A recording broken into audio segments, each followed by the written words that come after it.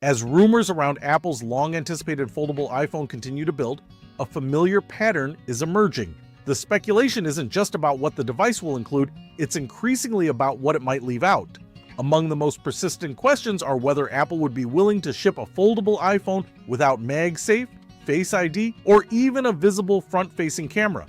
On the surface, that sounds unlikely. These features have become core to the iPhone experience. But foldable devices introduce a different set of engineering constraints, and those constraints tend to force trade-offs. The challenge begins with the form factor itself. A foldable phone isn't just a standard iPhone that bends in half. It requires a completely different internal layout, hinges, flexible displays, layered materials, and tighter tolerances. Every millimeter of space matters. Components that are relatively easy to include in a rigid device suddenly become far more difficult to integrate without compromising thickness, durability, or battery life. Magsafe is one of the first features that gets questioned in that context. The system relies on a precise ring of magnets embedded in the back of the device, along with space for charging coils and shielding.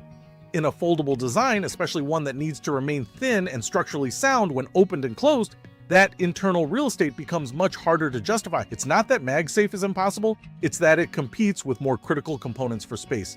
Face ID presents a different kind of problem. Apple's facial recognition system is not a single sensor. It's a complex array of infrared projectors, cameras, and sensors that work together. Fitting that system behind a foldable display or even within a thinner bezel requires significant engineering breakthroughs. Some reports have suggested Apple could explore alternatives, including embedding sensors under the display or temporarily reverting to Touch ID in certain models. Neither would be a trivial shift, but foldables are one of the few categories where Apple might consider it. The front-facing camera raises yet another issue. On a traditional iPhone, the camera sits in a notch or dynamic island. On a foldable device, Apple faces a choice. Maintain a visible cutout which interrupts the larger display experience, or attempt to hide the camera under the screen. Under-display camera technology exists, but it comes with trade-offs in image quality, something Apple has historically been reluctant to accept. That tension could lead to a compromise such as placing the camera on an outer display while keeping the internal screen uninterrupted.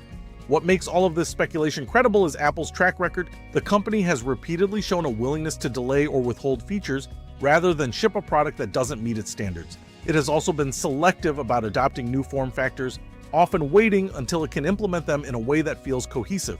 A foldable iPhone, whenever it arrives, is unlikely to be a direct copy of existing foldable devices from competitors.